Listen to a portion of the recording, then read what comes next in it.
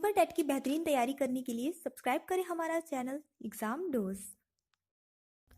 Hello friends, once again welcome back to your YouTube channel exam dose. और यहाँ पे जैसा आपको पता है कि इंग्लिश की हम प्रैक्टिस सेट देख रहे हैं यूपी टेट के लिए, क्योंकि यूपी टेट में कंपलसरी बिल्कुल भी नहीं रहती है, इंग्लिश हो या चाहे संस्कृत हो, ऑप्शनल होता है। इसी वजह से क्योंकि लर्निंग नीट पर जो कि हमारा मेन चैनल है वहाँ पे ज़्यादा लर्नर्स संस्कृत वाले हैं, इस वजह से इंग्लिश की जो है प्रैक्टिस सेट हम एग्जाम डोज पे प्रोवाइड करा रहे हैं। और जब सुपर टेट आएगा, क्योंकि सुपर टेट में कंपलसरी होगा, तो उसकी क्लासेस क्या कैसे चलानी है, क्या उसकी स्ट्रैटेजी होगी, किस तरह से आपकी प्रिपरेशन जीरो से एकदम फाइनल तक जाएगी, ये सब कुछ आपको यूपी टेट के बाद बताया जाएगा। तो फिलहाल चलिए स्टार्ट करते हैं हमारा आज का सेशन। अगर आप चैनल पे न्यू हैं, एग्जाम डोज अभी तक आपने सब्सक्राइब नहीं किया है तो कर लीजिएगा। स्टार्ट करेंगे विद एक्सप्लेनेशन, क्योंकि आप सबकी ही कमेंट थे कल की क्लास में कि एक्सप्लेनेशन के साथ में बताइए, तो मैंने कल भी एक्सप्लेनेशन के साथ में बताया था। चलिए स्टार्ट करेंगे। सो फर्स्ट क्वेश्चन आज का है, विच one of the following has a correct sentence pattern. यानी कि कौन से सेंटेंस का जो पैटर्न है, स्ट्रक्चर है, वो बिल्कुल सही है। मतलब जैसे सब्जेक्ट होना चाहिए, सब्जेक्ट के बाद क्या होना चाहिए, क्या इस तरह से पूरा अरेंज हुआ है, करेक्ट सेंटेंस है। फटाफट से ऑप्शन देखिए। She put all the books on the table, she all the books on the table put, she put on the table all the books, she on the table put all the books. One of the easiest question I think. So यहाँ पे जो correct answer इस question का होगा वो होगा आपका option number A, she put all the books on the table. यहाँ पे जो स्ट्रक्चर गया है वो आपका गया है पहले सब्जेक्ट दैट इज शी, फिर उसके बाद वर्ब की सेकंड फॉर्म लगी है दैट इज पुट, और उसके बाद ऑब्जेक्ट है, ऑब्जेक्ट लगा हुआ है ऑल द बुक्स, और उसके बाद फिर आपका कॉम्प्लीमेंट या जिसको आप अदर वर्ड कहते हैं वो यूज हुआ है ऑन द टेबल। सो ये आपका पास्ट इंडेफिनिट अफर्मेटिव सेंटेंस है। बढ़ेंगे नेक्स्ट क्वेश्चन की ओर। Fill in the blanks choosing correct preposition. तो यहाँ पे प्रीपोजिशन क्या आएगा वो बताना है। The horse jumped blank the well, on, in, into, under.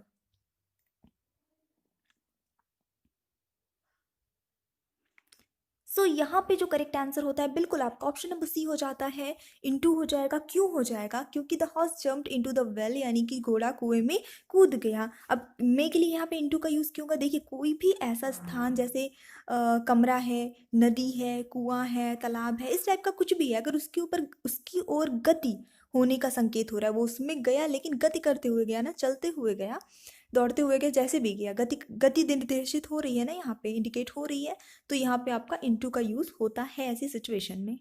So move to the next question. She said to her brother, do not buy mangoes. In reported speech the above sentence will be. She asked her brother, आगे आपको fill करना है। तो मतलब ये आपका एक sentence है। अब आपको यहाँ पे बताना है, ये आधा ऑलरेडी इसने बता दिया है, शी आस्क्ड हर ब्रदर, और जब आप इसको चेंज करेंगे दूसरे स्पीच में, नरेशन वाला क्वेश्चन है ये, तो क्या यहाँ पे आना चाहिए।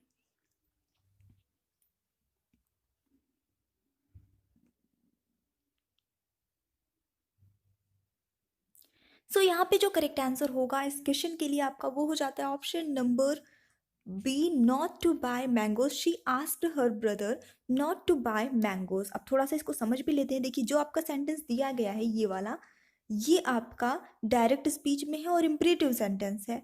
तो जब इसे इनडायरेक्ट स्पीच में बदलेंगे तो रिपोर्टिंग वर्ब जैसे जो सेट टू है, ये है सेट टू, ये लिखा हुआ है, ये आपका आस्क्ड में बदल जाता है हमेशा, क्योंकि उसने को कुछ कह रही है। यहाँ पे आस्क का मतलब पूछना नहीं होगा, यहाँ पे आस्क का मतलब किसने अपने भाई से को मना किया या कहा कि मैंगोज नहीं खरीदो, है ना।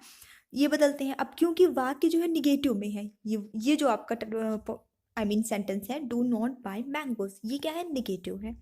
अब इसमें इन्वर्टेड कॉमा जब हटाएंगे तो दैट, इसका प्रयोग नहीं करेंगे क्योंकि ये निगेटिव है। हमेशा ध्यान रखिएगा, दैट का यूज़ नहीं करेंगे, सीधे नॉट टू का यूज़ करते हैं दैट की जगह, निगेटिव अगर है तो। ठीक है, तो यही सारी चीज़ें हैं। सो ऐसे वाक्य में डू नॉट के स्थान पे नॉट टू यूज़ हो जाता है, डू नॉट की जगह नॉट टू हो जाएगा, दैट मच। तो बढ़ेंगे नेक्स्ट क्वेश्चन की ओर। Which one of the following has the complete spelling. कौन से वर्ड की स्पेलिंग जो है वो आई मीन करेक्ट स्पेलिंग है, not complete. So the correct answer is option number C, impressive. Impressive की स्पेलिंग जो होती है वो ये होती है, इम्प्रेसिव मीन्स होता है प्रभावशाली, कारगर, या ऐसा आप कह सकते हैं। प्रभावशाली इसके लिए सबसे बेस्ट हिंदी होगी। The adjective form of ignorance is what. Ignorance का एडजेक्टिव अगर बनाते हैं तो क्या बनेगा? क्योंकि इग्नोरेंस तो देखिए नाउन है, ये आपका एब्स्ट्रैक्ट नाउन के अंतर्गत आ जाता है, भाववाचक संज्ञा जिसे कहते हैं। तो इसका एग्जेक्टिव फॉर्म जो बनेगा वो बनेगा आपका इग्नोरेंट बनेगा, यानी अनभिज्ञ। So move to the next question, choose the correct word order. अब यहाँ पे भी वही चीज़ है, आपको करेक्ट वर्ड ऑर्डर चूज करना है, सेंटेंस का स्ट्रक्चर सही हो वही बताना है। अच्छा, वीडियो को लाइक करिएगा प्लीज़, आप लोग लाइक करेंगे तो ही मोटिवेशन मिलेगा और ज़्यादा बेटर क्वेश्चंस लाने का और बेटर एक्सप्लेन करने की भी थोड़ी सी एनर्जी आ जाती है अपने आप से ही। तो कर दीजिएगा लाइक शेयर एक बार, सब्सक्राइब चैनल पे न्यू है तो कर दीजिएगा। सब्सक्राइबर्स रहेंगे तभी तो पढ़ाने में देखिए मज़ा आएगा हमें भी और आपको भी पढ़ने में। एनीवेज, तो चलिए देख लेते हैं इसका जो करेक्ट आंसर होता है वो क्या हो जाता है। ऑप्शन नंबर बी सही होगा यहाँ पे। Why did she leave so early, why did she leave so early. अब यहाँ पे स्ट्रक्चर क्या है, पहले वाई जो कि आपका WH वर्ड होता है, पढ़ाया हुआ है ये सारी चीज़ें मैंने, फिर डिड का यूज़ हुआ है, फिर सब्जेक्ट का यूज़ हुआ है और उस वर्ब की फर्स्ट फॉर्म प्लस ऑब्जेक्ट। किसका स्ट्रक्चर है, ये पास्ट इंडेफिनिट टेंस का इंट्रोगेटिव सेंटेंस का स्ट्रक्चर है। इंट्रोगेटिव में भी जो WH वाले होते हैं क्वेश्चंस उसका है। चलिए अभी नेक्स्ट क्वेश्चन देख लेंगे। Choose the correct sentence in passive voice. एक यहाँ पे सेंटेंस दिया है, उसका पैसिव वॉइस क्या बनेगा ये बताना है। She always supports her friends. फटाफट से ऑप्शंस देखिए, चूज करिए। वॉइस, नरेशन, आपका पार्ट्स ऑफ स्पीच, इन सब से क्वेश्चन आता है। प्रिपोजिशन वगैरह आता ही है निश्चित रूप से, कंजक्शन, प्रिपोजिशन, एंटोनीम, सैनोनीम, मतलब लगभग जितने ग्रामर के आपके मेन चीज़ें हैं ना उनसे क्वेश्चन डेफिनेटली पूछा जाता है। सो यस, यहाँ पे जो करेक्ट आंसर इस क्वेश्चन के लिए हो जाता है पैसिव वॉइस में वो हो जाता है option number D, her friends are always supported by her. क्योंकि जब आप इसे पैसिव वॉइस में चेंज करेंगे तो क्या आपका स्ट्रक्चर बनेगा, पहले सबसे आपका पैसिव सब्जेक्ट लगेगा, तो यहाँ पे पैसिव सब्जेक्ट आपका ये है हर, ठीक है। तो ये हो जाएगा, ये आपका यहाँ पे सब्जेक्ट बन जाता है हमेशा। तो ये हर फ्रेंड्स आ गया यहाँ पे। ये चीज़ें मैंने लर्निंग नीड पे बहुत अच्छे से एक्सप्लेन की है, बहुत ही मतलब जिसे कभी भी नहीं बना होगा उसे भी बन जाएगा, आप पढ़ के देखिएगा अगर नहीं क्लियर है तो। उसके बाद फिर क्या हुआ है, यहाँ पे इज एम आर लगता है, तो यहाँ पे आर का यूज़ हुआ है, आर सुटेबल है इसलिए आर लगाया गया इज एम आर की जगह। उसके बाद फिर ऑलवेज का यूज़ हुआ है, उसके बाद सपोर्टेड का यूज़ हुआ है, सपोर्ट की जगह ये सपोर्टेड हो गया है क्योंकि आपका क्या होता है थर्ड फॉर्म यूज़ हो जाता है। बाय लगता है आपका पैसिव वॉइस में जब चेंज करते हैं, और उसके बाद यहाँ एजेंट लगता है। तो ये किस आधार पे लगता है, क्योंकि यहाँ पे जैसे शी था तो शी को जब हम एज अ ऑब्जेक्ट लिखेंगे तो हर लिखेंगे, ठीक है। ही होता तो हम क्या लिखते, हिम लिखते। तो इस तरह से इसके अकॉर्डिंग ये चेंज हो जाता है। Which tense to the following sentence belong to. ये सेंटेंस कौन से टेंस का है। How long have you been English, simple सा सेंटेंस है। एंड ये मैंने पढ़ाया है हाउ टू आइडेंटिफाई टेंस। तो पहले कुछ नहीं करना है आपको, बहुत अच्छा तरीका होता है कि सबसे पहले तो आप हेल्पिंग वर्ब देख लीजिए, उससे आप टेंस बिल्कुल पहचान जाएंगे। हेल्पिंग वर्ब देख लीजिए, वर्ब की फॉर्म देख लीजिए, आपको टेंस बिल्कुल समझ में आ जाएगा कि कौन सा है।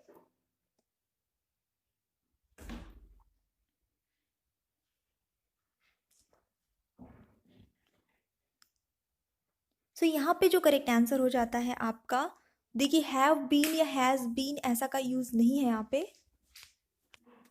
सो यहाँ पे जो आपका सही मतलब जितने भी ऑप्शन है उनमें से आपका ऑप्शन नंबर सी बिल्कुल सही, प्रेजेंट परफेक्ट टेंस है ये। इसका सेंटेंस का जब आप ट्रांसलेशन अगर करते हैं तो ये बनता है कि आप कब से अंग्रेजी में है, तो इंग्लिश का मतलब यहाँ पे चाहे आप ले सकते हैं कि कोई इंग्लिश कंट्री है या कोई इंग्लिश स्कूल है, आप कुछ भी मान सकते हैं, उस वो मैटर नहीं करता है। अगर यहाँ पे टाइम मेंशन करता, यहाँ पे स्ट्रक्चर जो है आपका प्रेजेंट परफेक्ट कॉन्टिन्यूअस वाला होता, तभी यहाँ पे आप ये लगाते, तो इसको थोड़ा सा ध्यान देना है। फाइन, और पास्ट तो है ही नहीं क्योंकि हैव लगा है, हैड नहीं है, तो पास्ट तो वैसे भी एलिमिनेट हो जाते हैं। Choose the correct word for the blank. You can park the car on blank side of the road. यहाँ पे क्या आना चाहिए, ईदर, नन, बोथ, नेदर।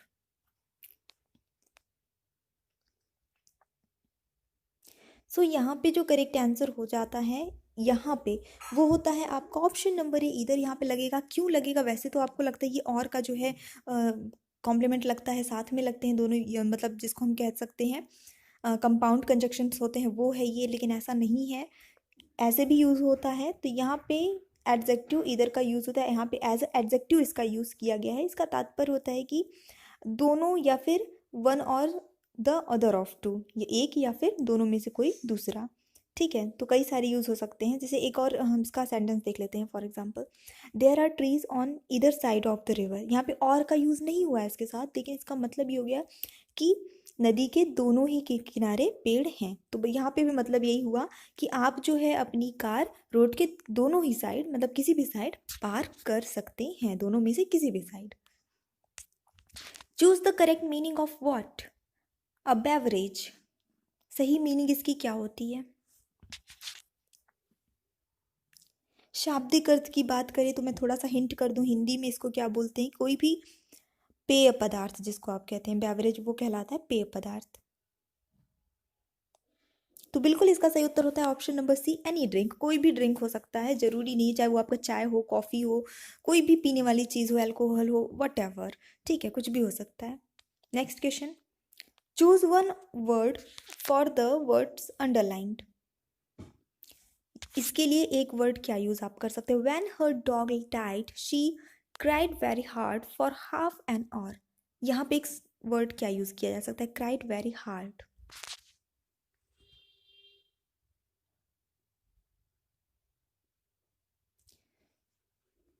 सो यहाँ पे क्राइड वेरी हार्ड का तात्पर्य यहाँ पे हो जाएगा कि बहुत तेज रोई, बहुत ज़्यादा रोई, बहुत ज़ोर से रोई। तो इसके लिए जो सुटेबल वर्ड आप यूज़ कर सकते हैं वो कर सकते हैं स्क्रीम्ड। ठीक है, इसका मतलब ये होता है कि तेज या बहुत ऊंची आवाज़ में विलाप करना। तो नेक्स्ट क्वेश्चन पे बढ़ेंगे फटाफट से। Fill in the blanks, Kashmir is blank between India and Pakistan. An apple of eye, an apple of fight, an apple of discord, none of the above. तो यहाँ पे आइडम एंड फ्रेजेस वाला जो चैप्टर है वहाँ से ये क्वेश्चन है। कोशिश यही रहेगी हमारी कि आपके हर प्रैक्टिस सेट में सारे टॉपिक कवर होने हो जाएं। खुद को भी पता चलता है ना कि हमारा कौन सा जो है टॉपिक या कौन सी चीज़ जो है, कौन सा चैप्टर हमारा वीक है, और उस पर हमें अभी थोड़ा वर्क करना है, क्योंकि अभी टाइम है एक हफ्ते का, आप कर सकते हैं।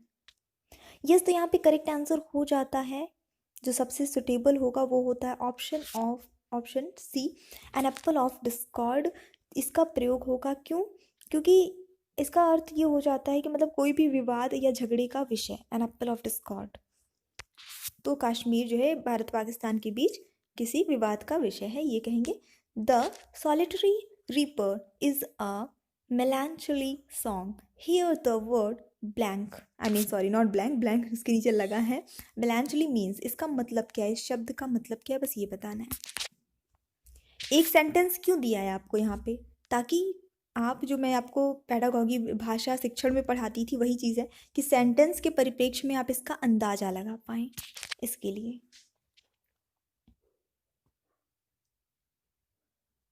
सो यहाँ पे जो करेक्ट आंसर हो जाता है इस क्वेश्चन के लिए आपका, यस, तो वो होता है option number B, expressing sadness, यानी कि क्या कह सकते हैं, अवसाद, उदासी, गहरी उदासी, कुछ भी है ना, मतलब दुखीपन दिखाता है ये word. The word oasis means, oasis का मतलब क्या होता है?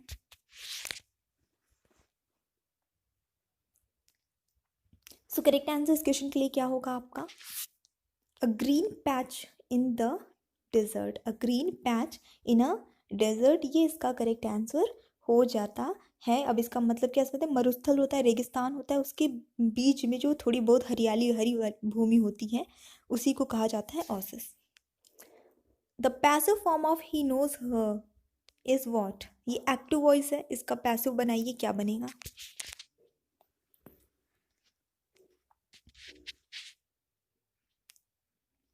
तो देखिए ये जो है आपका सिंपल प्रेजेंट इंडेफिनिट टेंस में है, और इसकी पैसिव वॉइस जो होगी उसका स्ट्रक्चर आपका क्या बनेगा? वो बनेगा सब्जेक्ट पहले आप लगाएंगे, फिर क्योंकि आपका प्रेजेंट इंडेफिनिट में है आप, तो आप इज़ लगाएंगे, इज़, उसके बाद फिर आपका वर्क की थर्ड फॉर्म के साथ में अदर वर्ड बनेगा। तो बहुत ही सिंपल सा स्ट्रक्चर है इसका।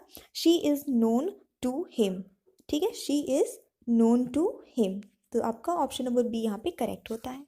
सो move to the next question. पूरे 30 क्वेश्चन की प्रैक्टिस सेट है। Choose the correct conjunction for the blank. He is witty blank vulgar, he is witty blank vulgar. क्या आना चाहिए यहाँ पे? अच्छा चलिए, इसी के साथ ये आप बताइए सबसे पहले तो कि विटी मीन्स क्या होता है। तो विटी मीन्स होता है बेसिकली परिहास युक्त। ठीक है, अब वल्गर मीन्स क्या होता है? आई थिंक सबको पता ही होगा, ये सब बेसिक वर्ड्स हैं। तो वल्गर मीन्स क्या होता है? कोई भी अशिष्ट, जिसको हम कहते हैं असभ्य, अशिष्ट, जो मतलब बेकार हो कुल मिला के। फाइन। सो यहाँ पे जो करेक्ट आंसर होगा वो हो जाता है आपका ऑप्शन नंबर सी, 2। ये बिल्कुल यहाँ पे सही आएगा। Fine. So move to the next question. Choose the correctly punctuate sentence. Punctuate मतलब जिसमें विराम चिन्ह का सही प्रयोग किया गया है। What a day, what a day, what a day, what a day.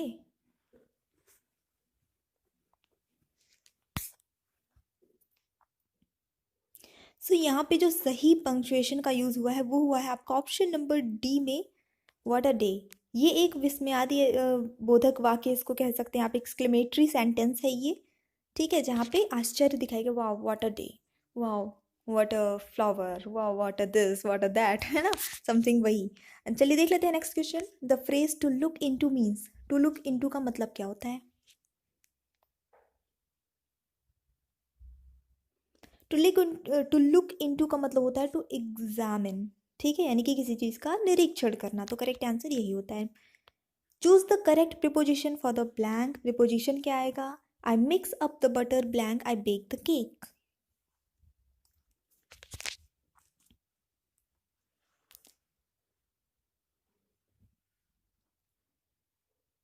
So यहाँ पे जो करेक्ट आंसर होता है वो होता है आपका option number A, before. I mix up the butter before I bake the cake, यानी कि केक बेक करने से पहले मैंने बटर मिक्स किया।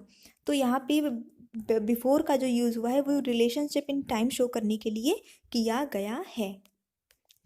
नेक्स्ट क्वेश्चन देख लेते हैं। Choose the correct indirect form. Fine, तो डायरेक्ट स्पीच है, इसका इनडायरेक्ट फॉर्म क्या होगा वो बताना है। Ravi said guests have taken their lunch. ये अपने से अब करिए, देखिए स्पीच है, वॉइस है, ये सब आना चाहिए क्योंकि इसमें भी आएगा, सुपर टेट में भी आएगा निश्चित रूप से। तो अभी आप पढ़ेंगे नहीं तो कैसे चलेगा, है ना। एग्ज़ाम में कोई हिंदी भी एक्सप्लेन नहीं करता, सब कुछ अपने से करना होता है। और बनती चीज़ भी कहीं ना कहीं टेंशन में, नर्वसनेस में काफ़ी लोगों की बिगड़ जाती है कि कहीं गलत ना हो जाए। तो ये डाउट ना रहे कि कहीं गलत ना हो जाए, मतलब कंफर्म रहे कि हाँ यही सही है, दैट मच, इतना पढ़िए थोड़ा सा। चलिए तो देख लेते हैं यहाँ पे करेक्ट आंसर क्या होता है इस क्वेश्चन के लिए। ऑप्शन नंबर ए बिल्कुल सही होता है। Ravi said that guest had taken their lunch. Explanation चाहिए तो थोड़ा सा समझ लीजिए। पहली बात तो ये आपका जो सेंटेंस है वो किस में है? वो प्रेजेंट परफेक्ट टेंस में है।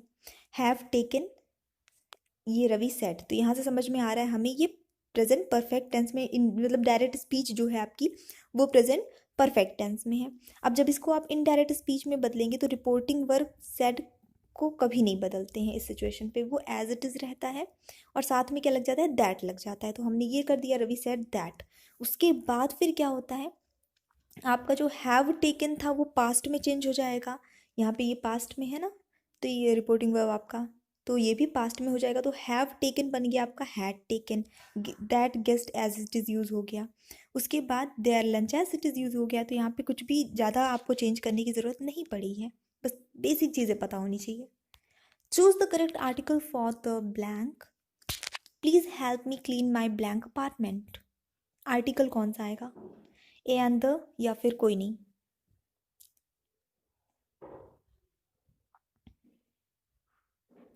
सो यहाँ पे जो करेक्ट आंसर हो जाता है आपका 21 के लिए वो होता है ऑप्शन नंबर डी, इनमें कोई आर्टिकल की ज़रूरत नहीं है। ठीक है, क्योंकि माई के बाद सीधे आप अपार्टमेंट लगाएंगे, या तो माई ना होता।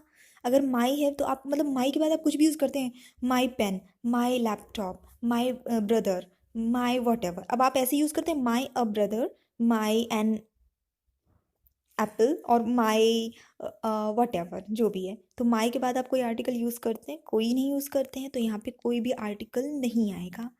सो move to the next question. Okay, choose the correct opposite word for the underlined word. Her nephew isn't ugly. Ugly के लिए अपोजिट वर्ड क्या होगा? Antonym. So obviously ugly means होता है कुरूप, बदसूरत, तो इसका जो है एंटोनिम होता है ब्यूटीफुल, खूबसूरत, सुंदर। Choose the plural of the given word given in bracket.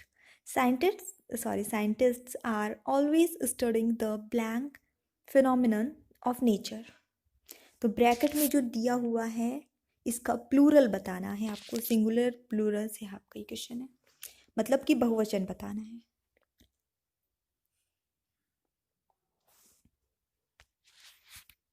सो यहाँ पे जो करेक्ट आंसर होता है आपका वो होता है ऑप्शन नंबर सी, फिनोमिना जो है इसका प्लूरल वर्ड हो जाता है।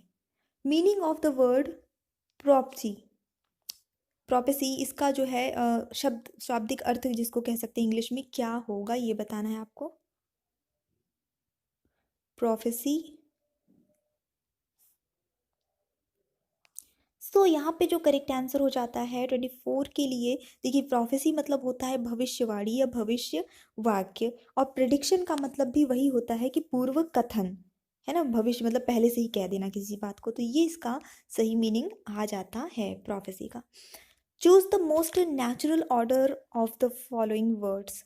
What's that bag in a small, ये आपका एक सेंटेंस दिया है, ये इसमें कुछ वर्ड्स हैं, इसको सही क्रम में अगर अरेंज करेंगे नेचुरली तो क्या बनेगा। सबसे बेस्ट होगा देखिए जो वो आपको बताना है।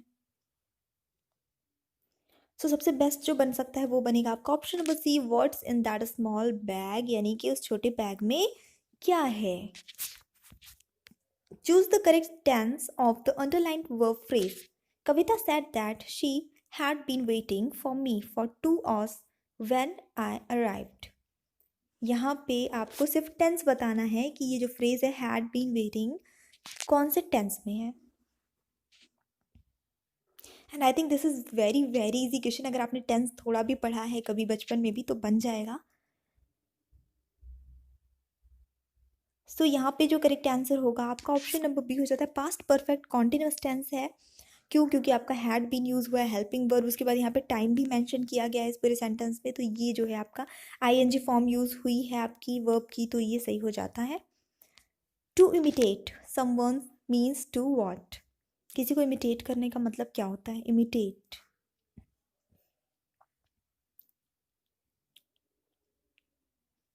तो इमिटेट करने का मतलब होता है नकल करना किसी की, है ना, तो नकल को और आप क्या बोल सकते हो, कॉपी समवन, किसी की कॉपी करना। सही आंसर होगा आपका option number A. Choose the correct preposition for the blank, there is a bench blank the lamp post.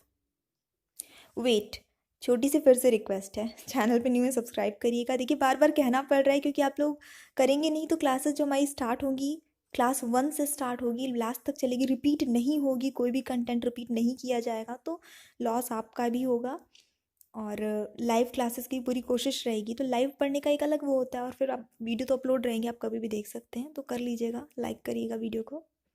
चलिए देखते हैं क्या होता है यहाँ पे सही आंसर इसका। तो करेक्ट आंसर इस क्वेश्चन के लिए हो जाता है 28 के लिए आपका ऑप्शन नंबर डी, बिसाइड यहाँ पे होगा, और किस सिचुएशन में बिसाइड यूज़ होता है ये सब कुछ लर्निंग नीड पे प्रीपोजिशन के तो बहुत सारे separate practice set, video, explanation सब कुछ बता रखा है, तो वहाँ पे आप एक बार चेक कर लीजिएगा। सो बेसिकली ये एक यहाँ पे संबंध सूचक अव्यय की आवश्यकता थी। बिसाइड का मतलब होता है कि बगल में, ठीक है। There is a bench beside the lamp post, यानी लैम्प पोस्ट के बगल में एक बेंच है। Use the suitable conjunction to complete the following sentence, यहाँ पे कौन सा कंजक्शन आना चाहिए। Take care lest you blank be deceived.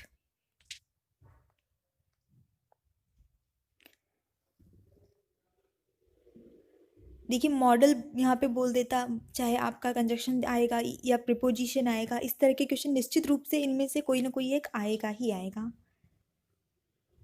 So correct answer इस क्वेश्चन के लिए जो होगा वो होता है आपका option number A, should. Take care lest you should be deceived, ये इसका पूरा हो जाता है सेंटेंस, ठीक है। अच्छा, लेस्ट के साथ एक चीज़ ध्यान रखिएगा, नॉट का यूज़ कभी नहीं होता, लेस्ट के साथ अगर नॉट का यूज़ है कहीं पर तो समझ लीजिएगा कि गलत है, ध्यान रखिएगा। नेक्स्ट क्वेश्चन देख लेंगे।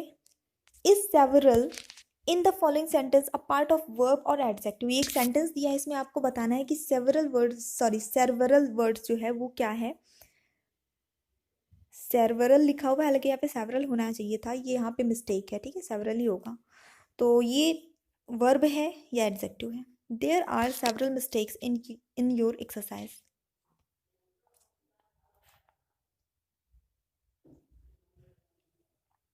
सो बेसिकली यहाँ पे ये एडजेक्टिव के रूप में यूज हुआ है ना।